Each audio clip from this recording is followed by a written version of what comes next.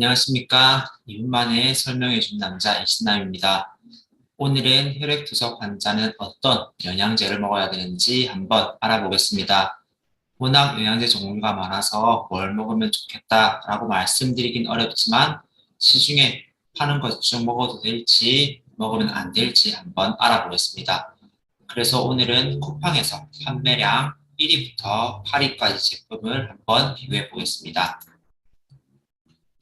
알아보기 전에 논문에서는 어떻게 하라고 하는지 한번 알아볼까요? 2017년 NEJM에서 발표했던 논문으로 단백질, 소듐, 포타슘, 인, 칼슘, 파이버, 알칼리, 식물성 음식, 칼로리, 그리고 지방에 대해서 언급을 하고 있습니다. 표를 보시면 아시겠지만 일반적으로 그 이상을 먹지 말라고 제안을 하고 있습니다.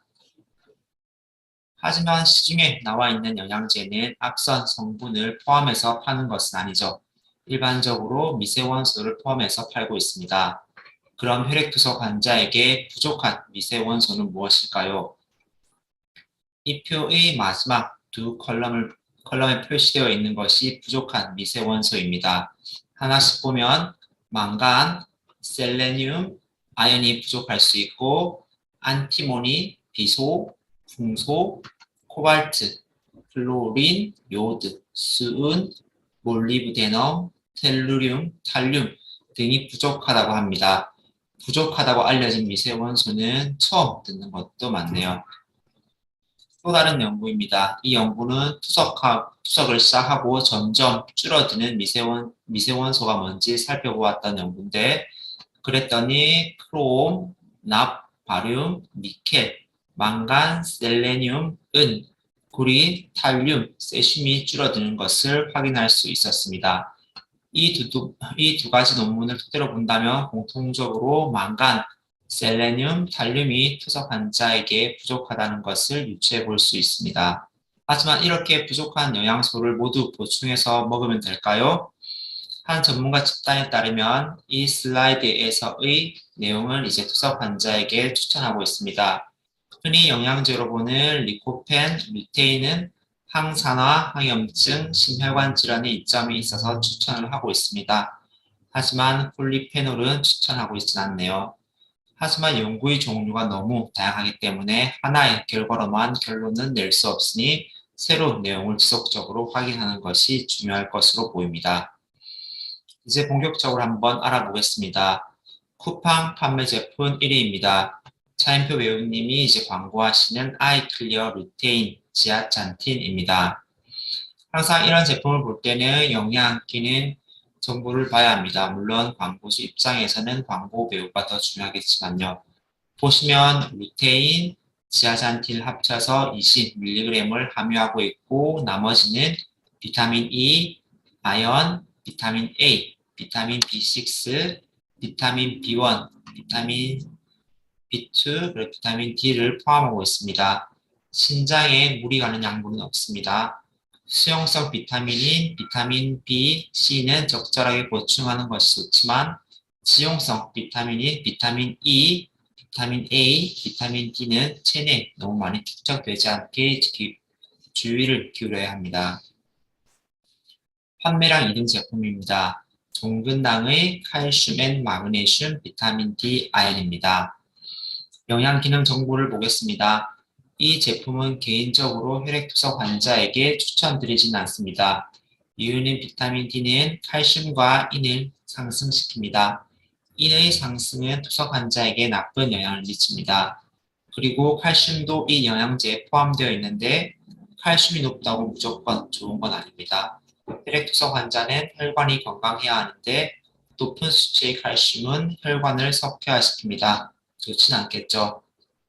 3등 제품인 Alive Once Daily 포맨입니다. 영양 기능 정보를 볼까요? 수용성 비타민인 B, C가 많이 들어있습니다. 참고로 나이아신은 한글로 적혀 있는데 B3입니다. 판토텐산은 비타민 B5입니다. 엽산은 비타민 B9, 비오틴은 비타민 B7입니다. 즉, 이 영양제에는 비타민 B1, 2, 3, 7, 9, 12가 포함되어 있습니다. 그리고 지용성 비타민인 A, D, E도 포함되어 있습니다. 투석 환자에게 부족하다고 알려진 망간, 셀레늄도 포함되어 있네요. 나머지 아연, 구리요오드, 몰리브덴, 크롬, 칼슘, 마그네슘도 포함되어 있습니다. 종합적으로 볼 때는 투석 환자에게 적절하다고 보입니다. 4등 실리마린입니다. 실리마린은 이 사진처럼 밀크시슬에서 추출한 물질로 간경변, 간염 등의 간질환의 치료에 보조적으로 사용되는 약물입니다. 용량을 보겠습니다. 투석 환자에게 밀크시스를 복용하였을 때 항산화 효과를 보였고 빈혈 수치가 올랐다는 연구가 있습니다. 먹어도 안전합니다. 하지만 보시면 하나의 가격은 113원입니다. 국내에서 판매되고 있는 제품입니다. 용량은 350ml이고 가격은 비슷한 제품으로 보험으로 처방 가능합니다. 참고하시길 바랍니다. 5등 제품인 원데이 21입니다. 멀티비타민 그리고 미네랄 21종이 있습니다. 한번 보겠습니다. 앞서 비슷한 영양제와 비교하여 비타민 A, 엽산을 제외하고 나머지는 월등히 얼라이브 영양제가 좋습니다. 물론 한 달 가격은 5,300원 차이가 나지만 저 같으면 얼라이브를 복용하도록 중복되어 생략하고 7등 제품 보겠습니다. 밀크 시슬입니다. 영양 기능 정보를 보겠습니다. 앞선 해외 직구 제품과는 다르게 비타민 B 1, 2, 3, 5, 6이 포함되어 있습니다. 하지만 밀크시슬은 130ml밖에 없습니다. 배보다 배꼽이 크다고 할 수 있는데 밀크시슬 용량은 앞선 제품의 절반도 안 들었는데 가격은 2배가 넘습니다. 저 같으면 사 먹을 것 같진 않습니다. 마지막 8등 제품입니다. 8등 제품이지만 쿠팡 전체에서 8번째로 많이 팔리는 제품이니 엄청 많이 팔리는 제품이겠죠. 본인 1등 제품과 유사하지만 성분이 추가되어 있습니다. 1등 제품에는 지아잔틴이 포함되어 있었고 8등 제품인 이 제품에는 이 성분이 포함되어 있지는 않습니다. 차이는 있으나 큰 차이는 없습니다. 나에게 추천해주고 싶은 영양제는 이 두 가지입니다. 기준은 8가지 중에서 선택한 것이라 제한적일 수는 있습니다. 영양제의 선택 기준은 효과입니다. 하지만 혈액투성 환자에서는 안전이 가장 중요합니다. 그래서 언제나 본인이 먹고 싶은 영양제가 있다면 투석실 의료진에게 먼저 물어보세요. 지금까지 이신남이었습니다. 감사합니다.